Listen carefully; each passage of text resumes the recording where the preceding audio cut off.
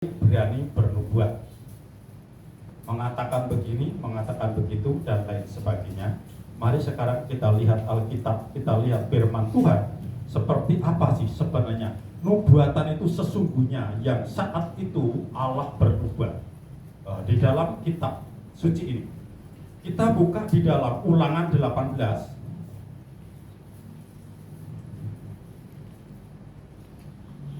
Kita akan baca dari ayat 18. Saudara menyimak baik-baik. Bagi saudara nanti yang kurang bisa menangkap, saudara bisa japri nanya kepada saya.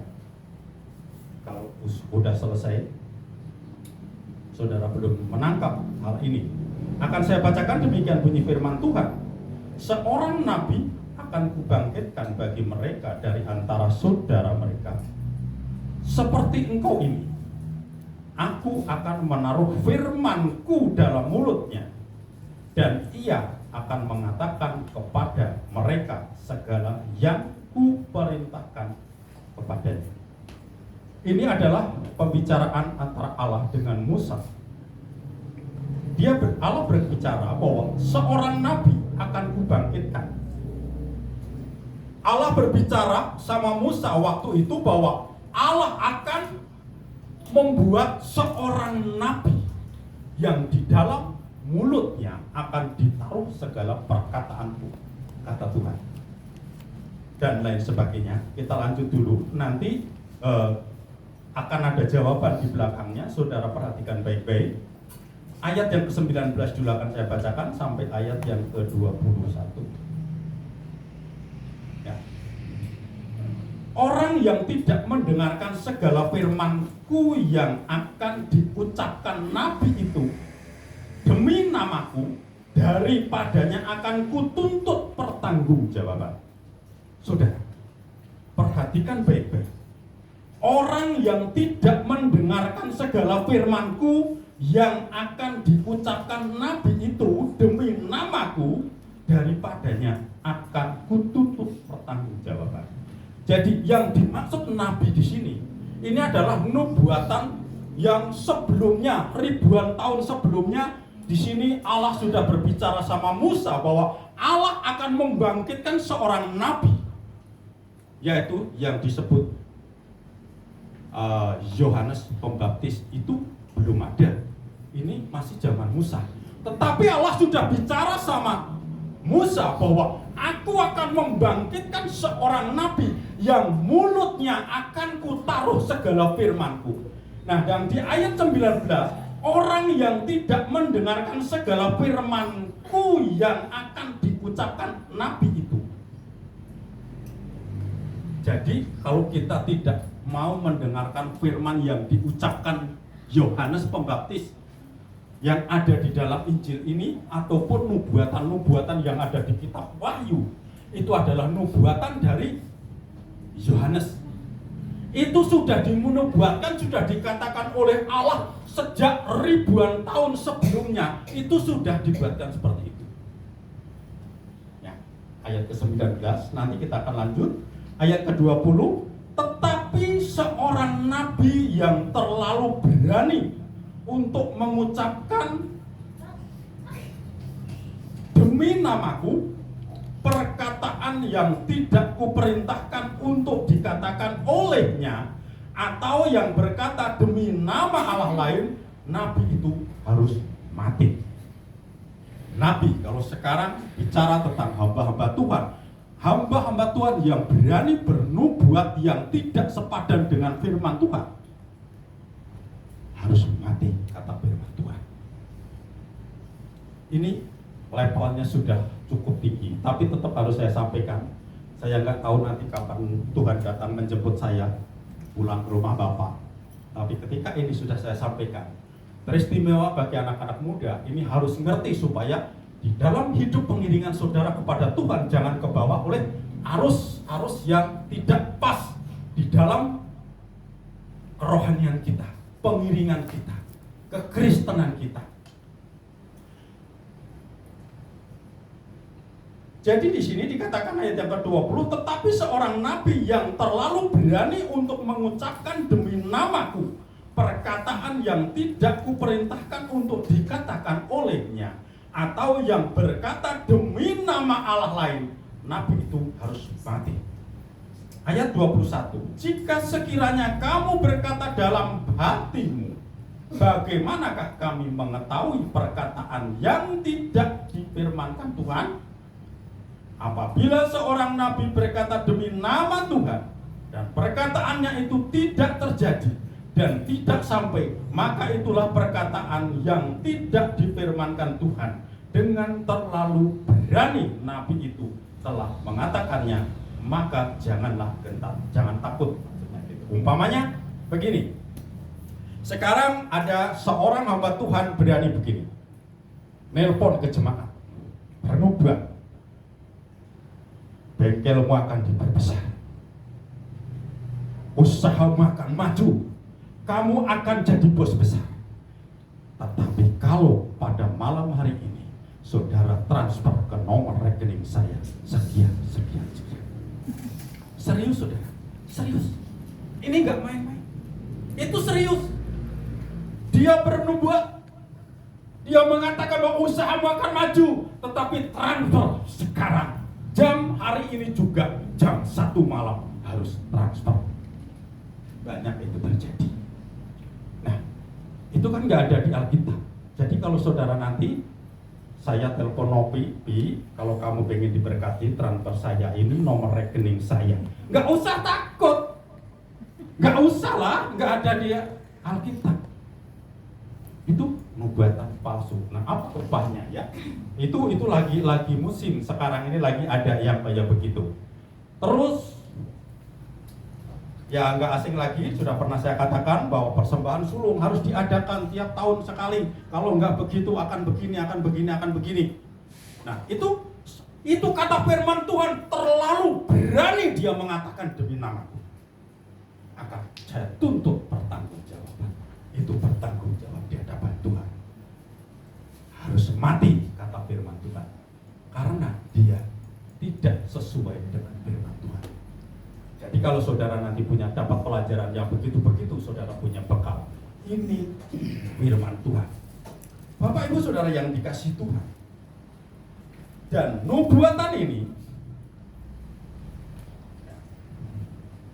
definisi nubuatan sekarang ini tidak lagi seperti definisi nubuatan di zaman perjanjian lama.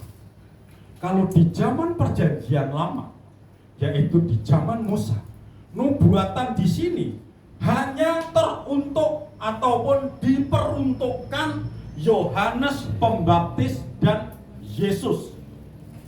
Dan pokok sentral daripada Alkitab ini adalah Yesus. Jadi nubuatan Allah yang dikatakan, yang diberitakan sama Musa itu diperuntukkan kepada Yohanes. Kenapa? Karena Yohanes itulah salah satunya petunjuk untuk memperkenalkan kepada umat manusia Sang Mesias itu melalui Yohanes. Makanya Allah berkata kepada Musa, aku akan membangkitkan seorang nabi yang di dalam mulutnya aku akan menaruh perkataanku. Apa yang dia katakan itu adalah perkataanku. Karena Yohanes dipakai oleh Allah menjadi petunjuk bagi semua orang yang percaya untuk bisa melihat Mesias, bisa mendapatkan Sang Juru Selamat itu melalui Nabi Yohanes. Semenjak Yohanes masih ada di dalam kandungan. Jadi tidak ada nubuatan lagi setelah Yesus lahir. Itu sebenarnya nubuatan itu sudah tidak ada. Nubuatan itu sebelum Yesus lahir itu diperuntukkan, yaitu untuk Yohanes dan untuk Yesus. Dan setelah Yesus lahir, untuk apa Yesus lahir dan bagaimana untuk kita mengikut Yesus? Mari kita akan lihat ayat-ayat daripada firman Tuhan.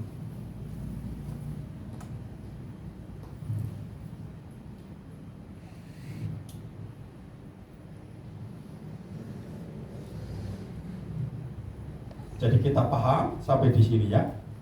Jadi nubuatan-nubuatan itu, makanya di kitab Wahyu itu kan nubuatan daripada Yohanes Pembaptis. Jadi kita memang harus mendengar apa yang dikatakan Yohanes. Ini kata firman Tuhan yang terdapat di dalam Ulangan ini. Jadi Allah sendiri yang menaruh kepada mulut Yohanes untuk memperkatakan, ya, untuk memperkatakan itu. Jadi yang keluar dari mulut Yohanes itu adalah firman yang ditaruh oleh Allah sendiri. Jadi kita harus mendengarkan firman Tuhan. Sebelumnya mari kita akan baca dulu Wahyu 19 ayat 10.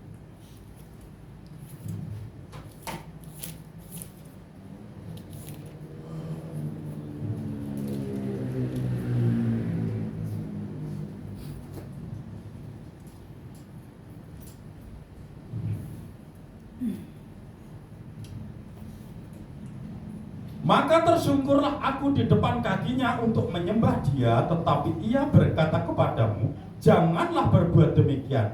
Aku adalah hamba sama dengan engkau dan saudara-saudaramu yang memiliki kesaksian Yesus.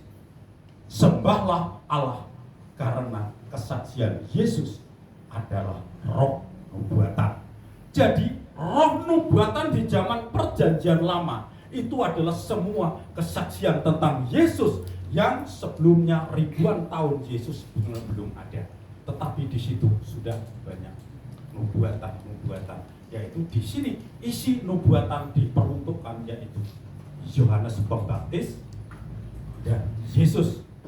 Karena ya, kenapa Allah berbicara begitu sama Musa? Kalau kita lihat ayat-ayat, kita bisa membaca membuktikan karena Musa dan Yesus itu semua ada program Allah. Kenapa Musa waktu bayi harus dipalitkeun? Artinya dipalitkeun supaya apa? Dia bisa menyelamatkan bangsa Israel nanti. Akhirnya kan dia ketemu sama orang yang mengurusnya, merawatnya. Kisah Musa seperti itu. Nah, terus Yesus, kenapa Yesus harus diungsikan juga waktu dia lahir? Jadi Musa dan Yesus itu peristiwanya harus memang sama. Jadi mereka diungsikan supaya apa? Bisa menyelamatkan umat manusia. Itu program Allah. Yesus kan diungsikan waktu bayi karena ada pembunuhan bayi-bayi, ya, cerita di Alkitab, sehingga Yesus waktu bayi harus dibawa pergi dulu supaya Yesus selamat. Setiap bayi laki-laki harus dibunuh dan lain sebagainya. Kurang lebih seperti itu. Jadi Allah memakai Yohanes Pembaptis.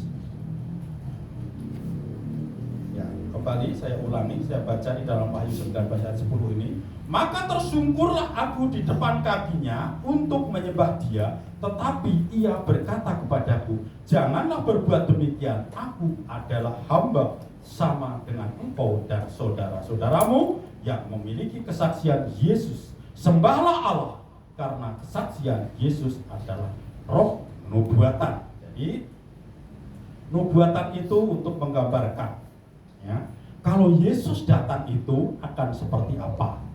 Jadi nubuatan hanya buat Yesus dan Yohanes Pembaptis saja. Yesus adalah sentral dari segala isi Alkitab.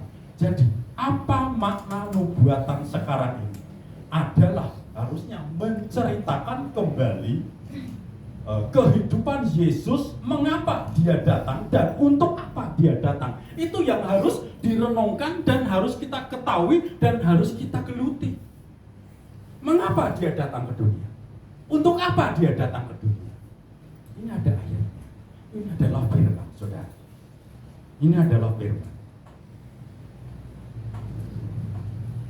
Jadi bukan seperti tadi yang saya katakan bahwa kamu akan begini, kamu akan begitu, kamu akan diberkati. Tapi transfer dulu saya, ini nomor rekening saya dan lain sebagainya. Bahwa beberapa tahun yang lalu saya dengar di sebuah gereja, dia bernubuat bahwa si tante ini nanti tahun depan akan meninggal. Itu dikatakan di depan jemaat. Sekarang masih hidup sampai sekarang si tante itu, ya.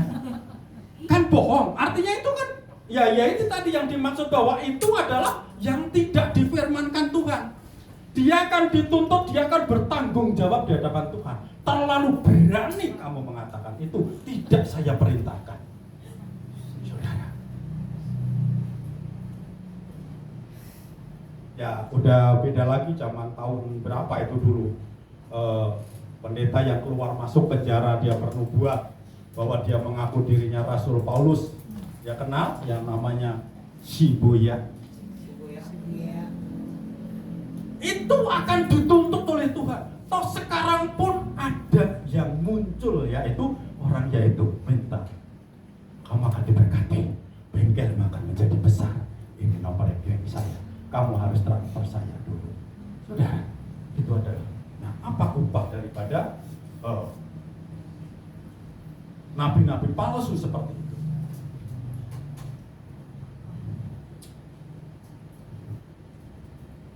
Jadi Roh Kudus yang ada saat ini,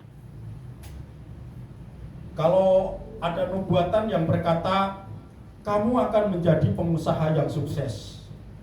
Jadi pikir sekarang, coba pikir dengan logika.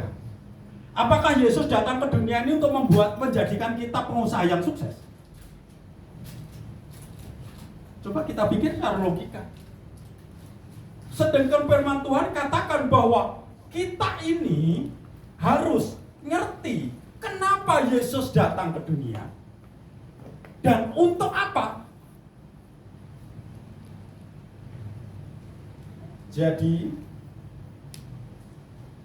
kita harus membicarakan dan membahas tentang masa depan atau nasib orang-orang yang mengasihi Allah dan orang-orang yang melawan dan mengabaikan Allah. Itu yang harus kita pahami.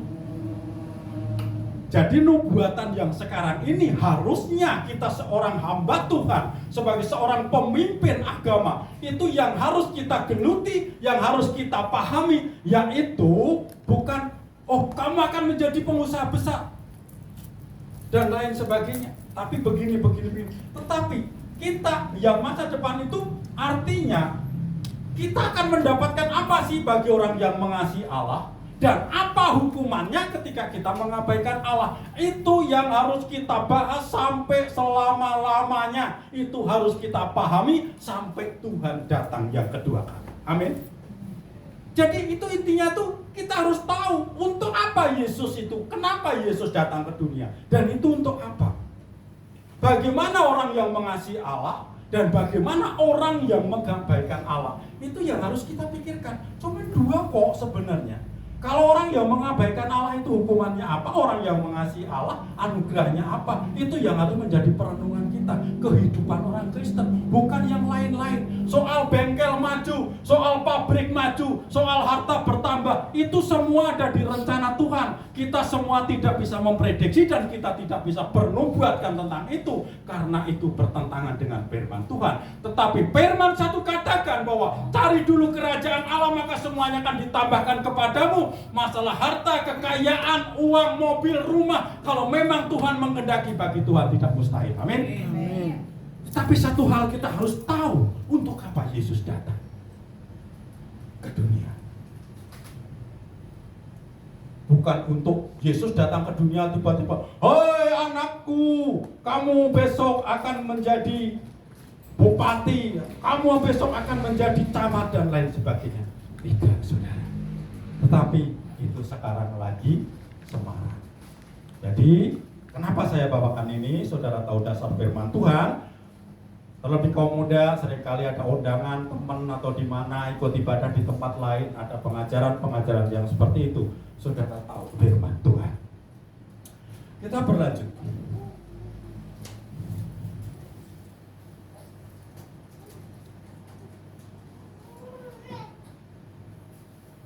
Jadi kita harus tahu bahwa yang mengasihi Allah akan mendapat berkat.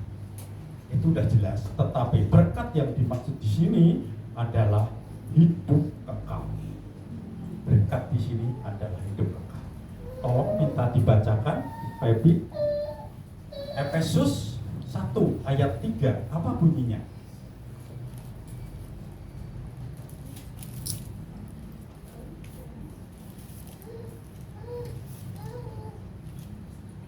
Efesus 1 ayat 3. Efesus 1 ayat yang ketiga, terpujilah Allah dan Bapa Tuhan kita Yesus Kristus, yang dalam Kristus telah mengaruniakan kepada kita segala berkat rohani di dalam sorga. Amin. Berkat rohani. Yang dimaksud di sini berkat bagi orang yang mengasihi Allah. Maka berkat-berkat rohani yang akan kita menjadi calon pengisi surga itu akan menjadi milik kita, menjadi bagian kita, bagi kita yang mengasihi Allah. Setuju? Mengerti kan?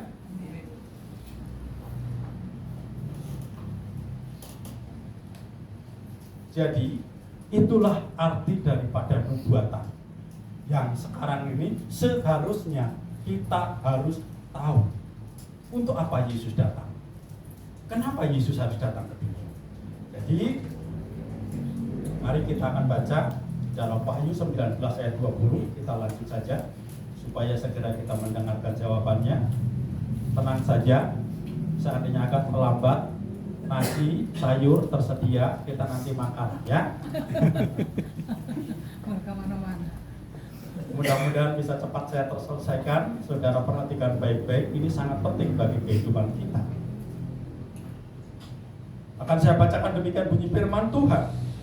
Maka tertangkaplah binatang itu dan bersama-sama dengan dia nabi palsu yang telah mengadakan tanda-tanda di depan matanya, dan dengan demikian ia menyesatkan mereka yang telah menerima tanda dari binatang itu dan yang telah menyembah patungnya. Keduanya dilemparkan hidup-hidup ke dalam lautan api yang menyala-nyala oleh belerang. Saudara, saya kena api segitu aja rasanya udah sakit banget. Coba kalau kita dilempar ke lautan api. Belerang, tahu belerang itu seperti plastik, kalau kena panas blep-blep, tapi panasnya itu 7000 derajat Celcius. Seperti apa? Dan api itu menyala-nyala. Dan kita itu nggak bisa mati karena itu kekal selama-lamanya, saudara. Ini bagian siapa? Ayat selanjutnya akan saya baca itu adalah bagian nabi-nabi palsu yang suka bernubuat tidak sesuai dengan firman Tuhan.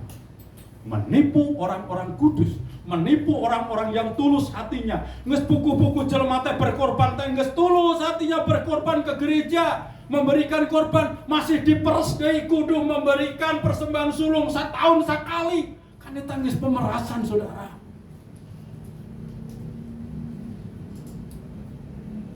Menipu orang-orang yang tulus.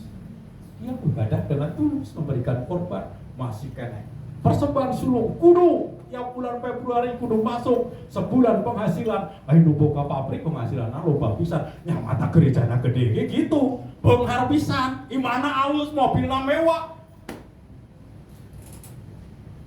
Seperti saya, ya. Imana alus? Enggak lah.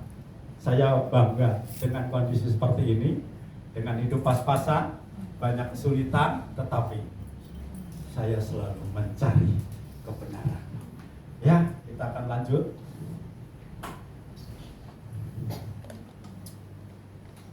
Jadi itu akan dilemparkan di situ.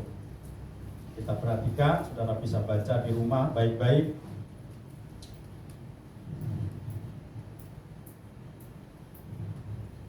Nah, di situ coba kita perhatikan kata-kata yang mengatakan binatang itu dan bersama-sama dengan dia nabi palsu. Nah, siapa binatang? Yang disebut binatang itu siapa di situ? Gitu. Menurut firman Tuhan yang ada di Wahyu ini, siapa?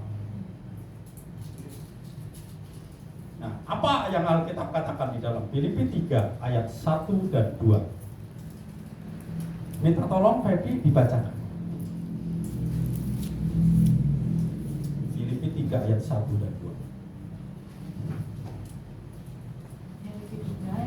akhirnya saudara-saudaraku bersukacitalah dalam Tuhan. Menuliskan hal ini lagi kepadamu hendaklah berat bagiku dan memberi kasihan kepadamu. Yang kedua, hati-hatilah terhadap anjing-anjing, hati-hatilah terhadap pekerja-pekerja yang jahat, hati-hatilah terhadap penyunat-penyunat yang palsu. Hati-hatilah terhadap anjing-anjing. Berhati-hatilah terhadap pekerja-pekerja yang jahat. Hati-hatilah terhadap penyunat-penyunat yang palsu. Perhatikan kata-kata ini.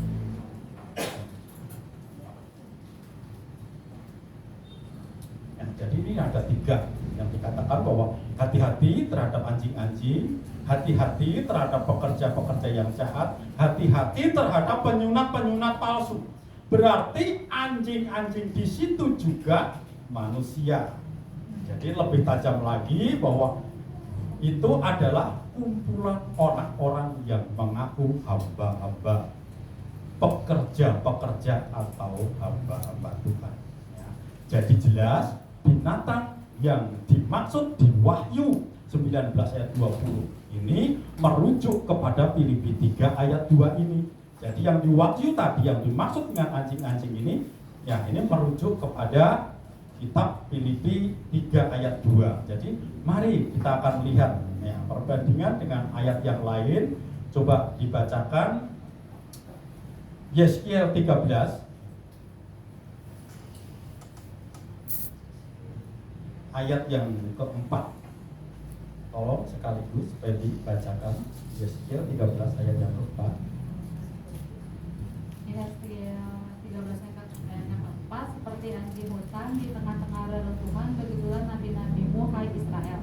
Begitulah nabi-nabimu. Nabi-nabimu seperti anjing hutan di tengah-tengah reruntuhan. Jadi jelas Allah menyebut nabi-nabi yang dianggap terhormat oleh manusia itu adalah anjing-anjing yang dikatakan di Filipi 3 tadi, dan anjing-anjing hutan yang dimaksudkan di Yeskiel itu tadi. Itu sudah jelas sekali. Nah, sekarang kita mau buka ya. Jadi ayat itu harus dijawab dengan ayat. Kita buka dari 2 Petrus 2.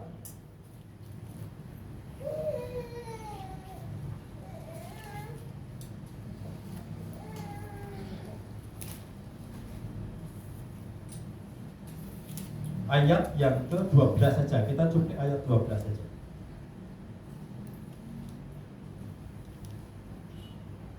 Saya bacakan. Gantian Pepi ya, yang gak capek. Saya bacakan demikian bunyi firman Tuhan. Tetapi mereka itu sama dengan hewan yang tidak berakal, sama dengan binatang yang hanya dilahirkan untuk ditangkap dan dimusnahkan.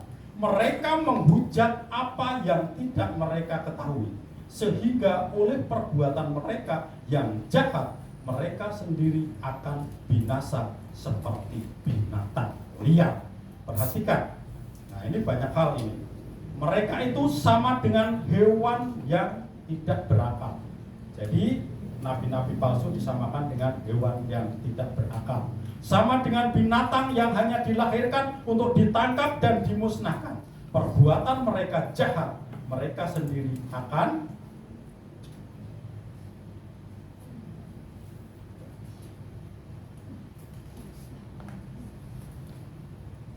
perbuatan mereka yang jahat, mereka sendiri akan binasa seperti binatang liar. Jadi bahwa binatang di sini adalah hamba-hamba Tuhan dan guru-guru yang palsu. Lagi kita lihat apa kata Alkitab. Tolong dibacakan gantian Febri, Yesaya 56 ayat yang ke-9 sampai 11. Yesaya 56 ayat ke-9, hai segala binatang di padang, hai segala binatang di hutan, datanglah untuk makan. Ayat yang ke-10, sebab pengawal-pengawal umatku adalah orang-orang buta, mereka semua tidak tahu apa-apa, mereka semua adalah anjing-anjing bisu, tidak tahu menyala, mereka berbaring mengamu dan suka tidur saja.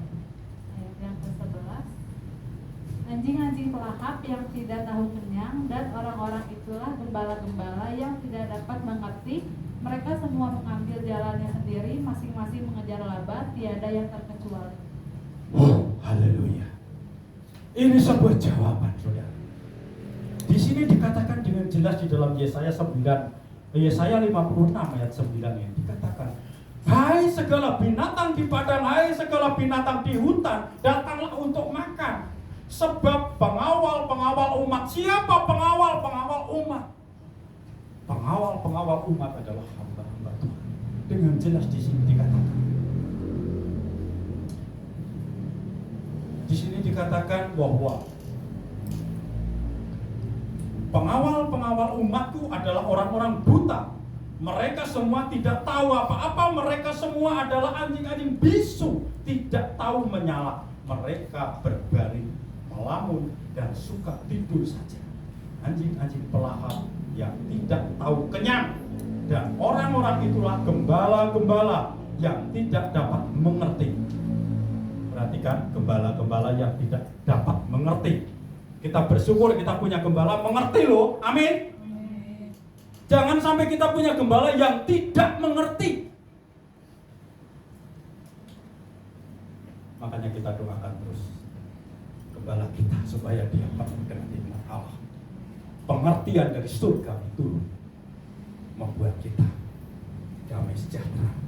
Walaupun kita hidup pas-pasan, tetapi janji di dalam firman Tuhan Efesus 1 ayat 3 tadi dikatakan, kita mempunyai kerajaan surga. Berkat rohani yang akan memiliki bagian di surga.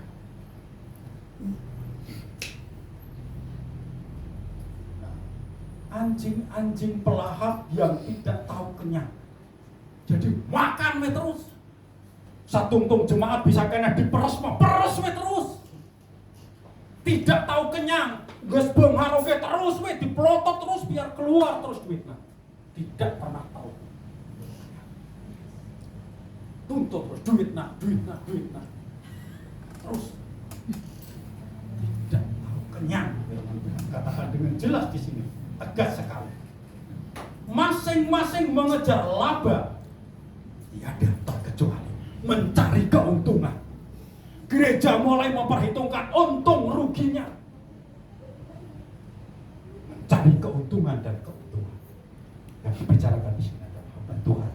Jadi ketika nanti saudara menemui pelajaran-pelajaran yang sedikit menyimpang, ukurlah dengan kebenaran firman Tuhan.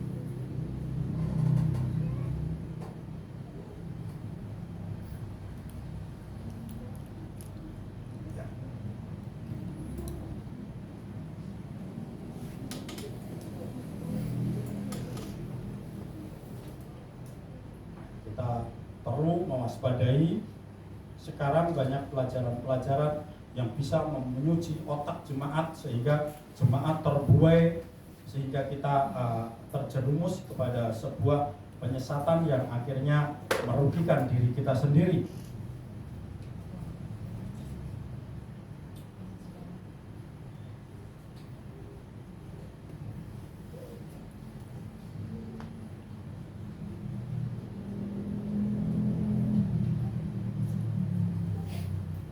Mari kita akan buka kembali Alkitab kita lihat saja di dalam Filipi 3 ayat 19.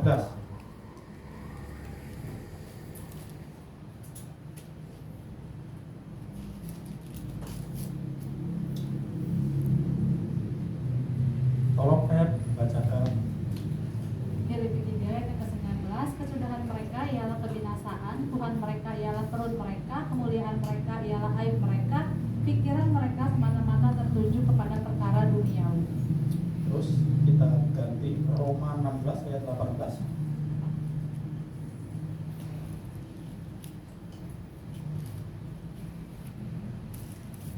Roma 16 ayat yang ke-18, sebab orang-orang sedemikian tidak melayani Kristus Tuhan kita, tetapi melayani perut mereka sendiri, dan dengan kata-kata mereka yang muluk-muluk dan bahasa mereka yang manis, mereka menipu orang-orang yang tulus hati. Mereka menipu orang-orang yang tulus hatinya.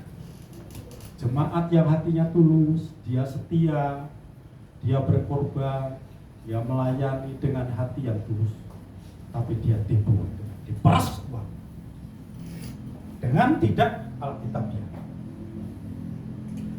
Ini ngeri, sangat jelas dikatakan kesudahan mereka ialah kebinasaan. Tuhan mereka ialah perut mereka.